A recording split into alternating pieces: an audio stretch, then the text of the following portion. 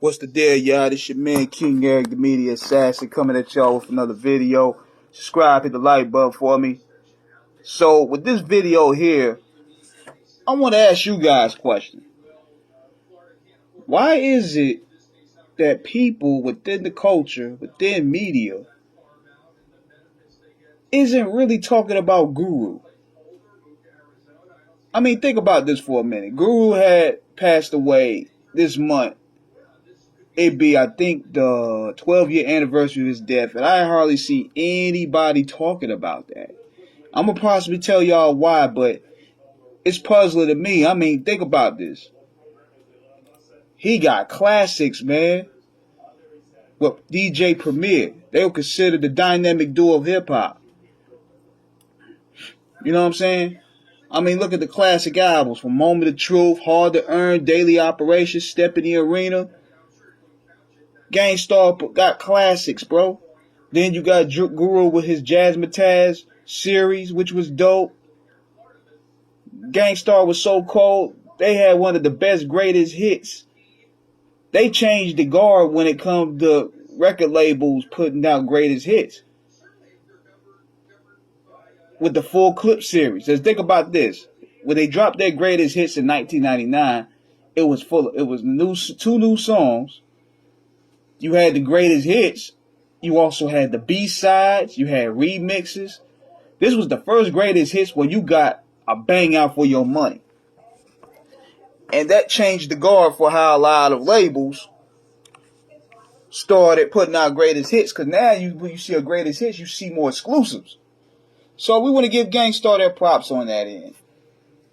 Then not to mention Gang Starr, they had episodes named after themselves in the Luke Cage series. So Gang Starr's impact, the mass appeal joint alone could be heard on so many hip-hop related flicks.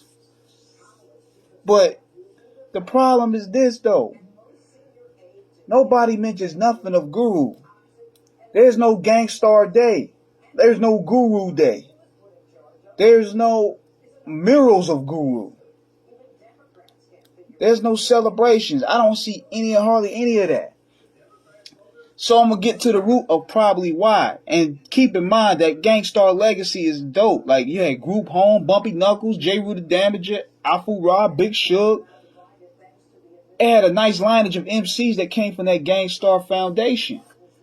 But the root of it is, and I'm gonna tell y'all who the reason why.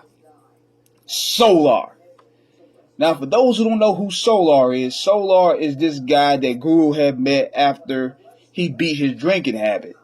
They started partnering up, and they went on he went on a little smear campaign against DJ Premier. Premier and Guru haven't worked together. The last album they did was 2003 with the Owners.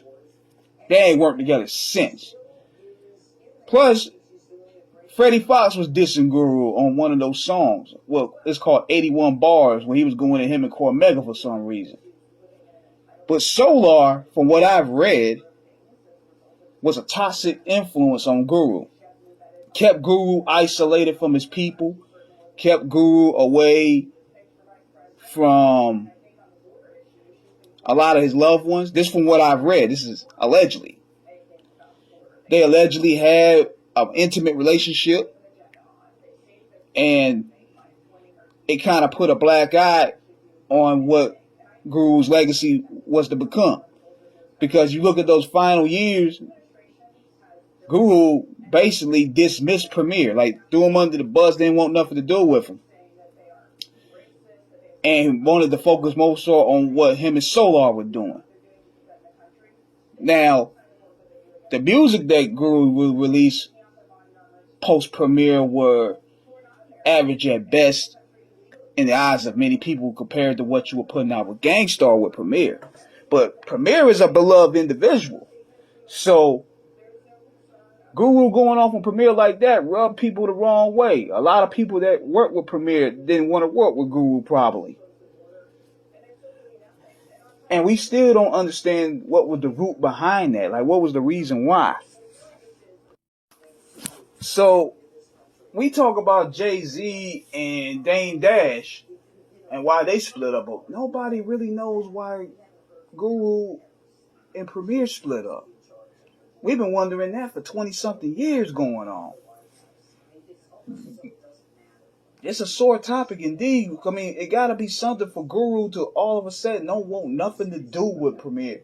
Don't even mention him. I don't want to talk about him. Like, what? And I hope we get to the root of it. And it got real bizarre when it seemed as though when Guru passed away around that time period, he left a letter, you know what I'm saying, bigging up Solar and basically besmirching BJ Premier. But yet people are saying that Guru was in a coma the whole time. So it made it like Solar wrote that letter pretending it was Guru. It's very bizarre that way. And I'm thinking a lot of people don't want to touch on that topic. But based off the foundation that Guru laid, the monotone flow, the classics that he put out with Premier, man, he still deserves his flowers. He still deserves his acknowledgement. But I don't know what you guys think, man. What is really going on with this, man? Him and Heavy D need acknowledgement. So let me know what you guys think in the comments. This is King Eric signing out. Holla.